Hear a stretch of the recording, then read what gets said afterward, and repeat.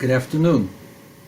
We are less than a week away from Shavuot, which is the holiday in which we celebrate the giving of the Torah, despite the fact that it really has no calendar relationship with the giving of the Torah. It's just that Shavuot will now always fall on the day of the giving of the Torah, according to the Jewish holiday calendar.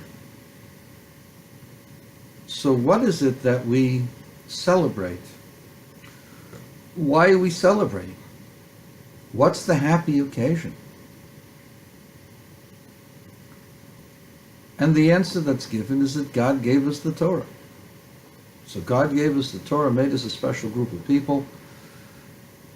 Is it so special? We are special. But the nations of the world haven't treated us as special. They've been practicing negative population growth on the Jewish people since the battle for Jerusalem, the battle over the temple. There were about 8 million Jews in the year 70 at the time of the destruction of the temple.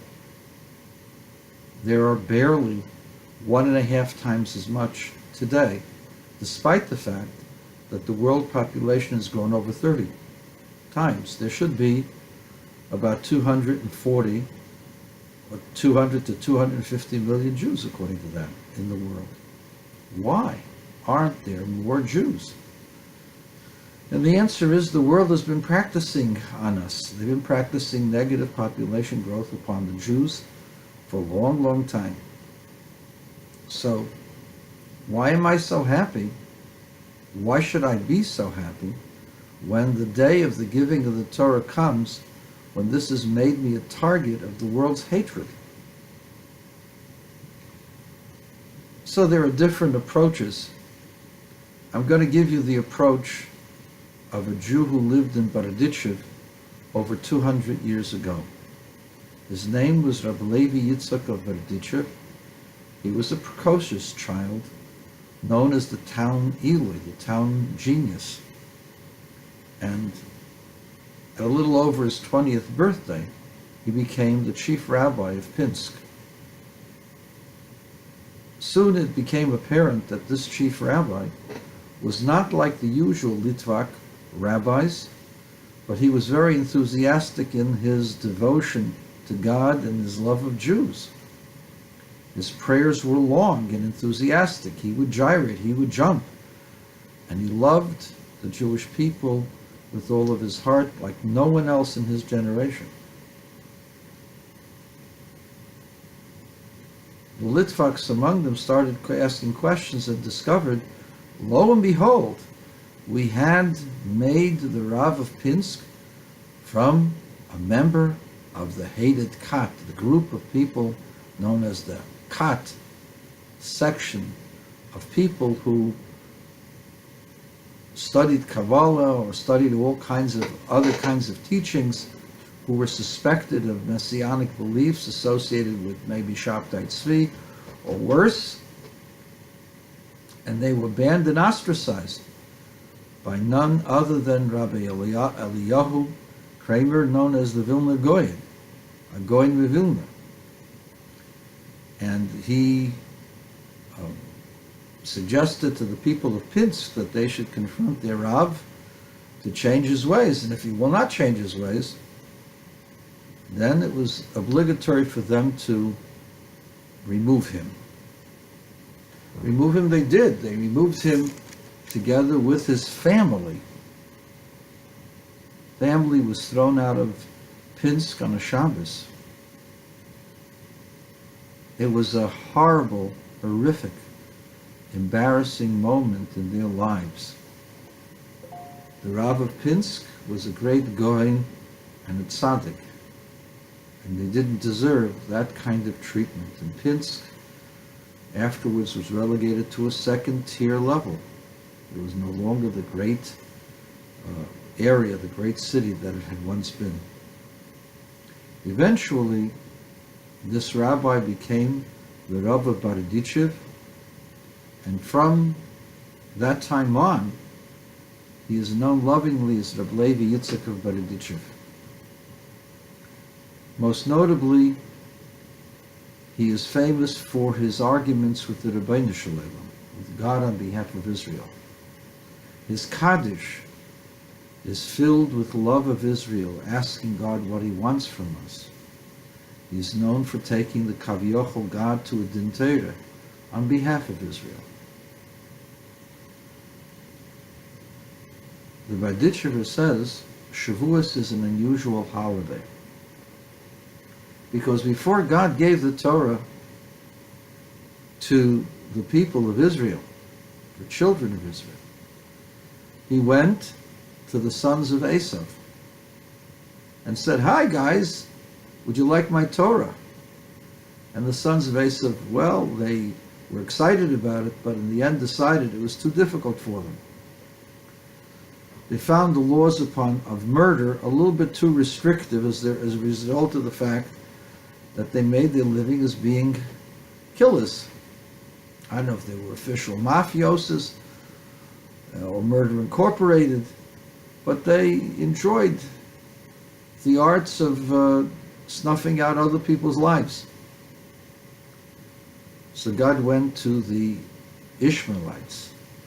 The Ishmaelites didn't like the fact that you're not allowed to steal. Their business was highway robbery. They would attack people, take away their wealth in the desert, attack caravans that were unsuspecting. And that's how they made their wealth. Laws of theft were too daunting for them to accept. But what happened in the process, the Barditchev says, is that there were people who were all excited about the opportunity to be God's people, to connect to God.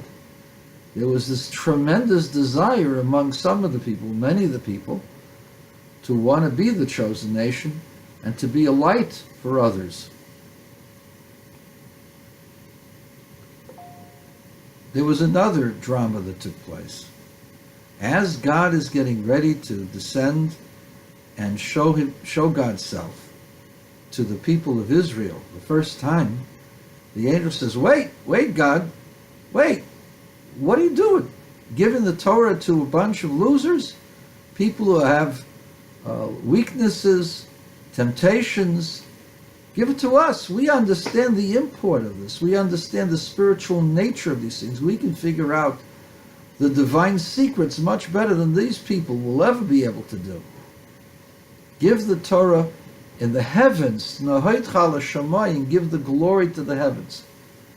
Why to a human being, especially a human being who will fail, and fail miserably over the centuries?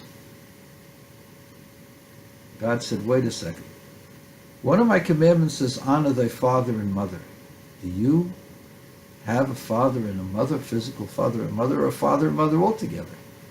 Angels are created independently by God. They have no father and mother.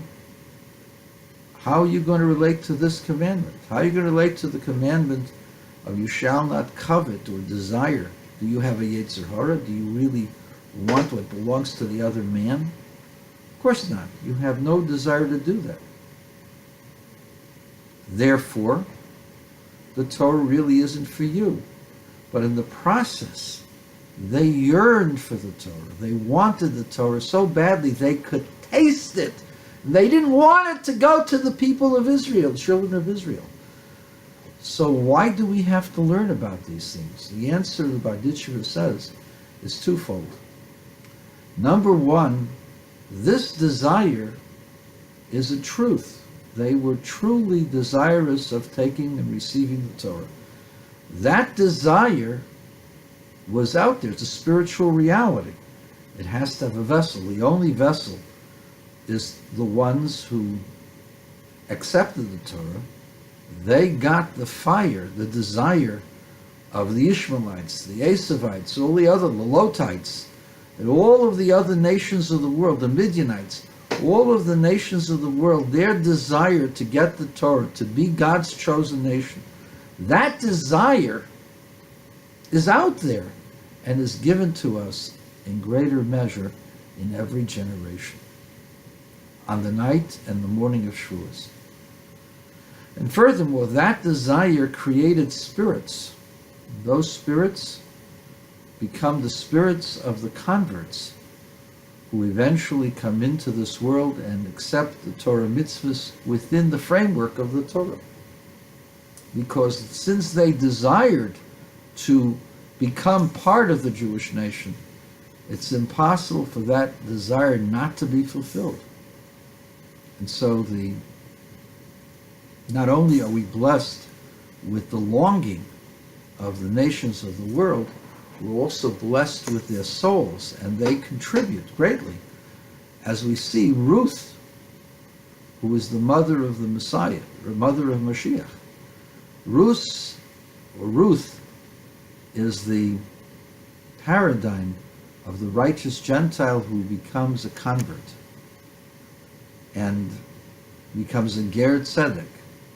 And Ruth, because of her love, because of her commitment, was able to reach the highest levels and become the mother of Oved, who was the father of Yishai, the father of King David. So she is the great-grandmother of King David. And King David is from the schus of her soul, her holy soul.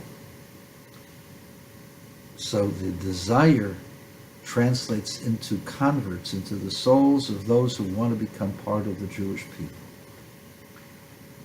There's another measure. The desire of the angels is also given to us. So not only are we blessed with a greater measure of desire that the nations feel, but imagine the desire of an angel who recognizes the profundity of what the Torah is all about. Able to see the secrets of the Torah within the Hebrew alphabet, within the words of the Torah, being able to see the secrets of how the world is run, being able to see also the higher levels, known as the Merkavah literature, through the letters of the Torah, and the desire to see the Merkavah, that desire to understand godliness, that desire to understand the divine wisdom, that desire is given to us on the night of Shavuot as well. And one more point. Shavuot is called Atzeres. Atzeres means to contain something, to hold on to something. Why is it called holding on, Atzeres? So the Barditchev writes as follows. There is a revelation of God that comes through performance of a mitzvah.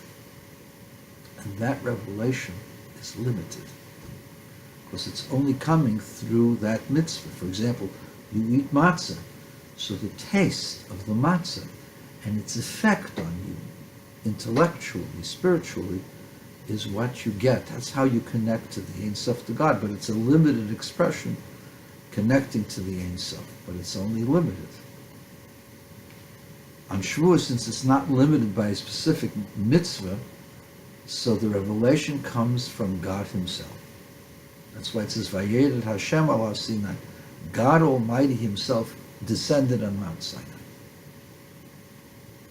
So there's the revelation of God as God is, but there's no way that we can receive an infinite revelation. So therefore, we must create a vessel.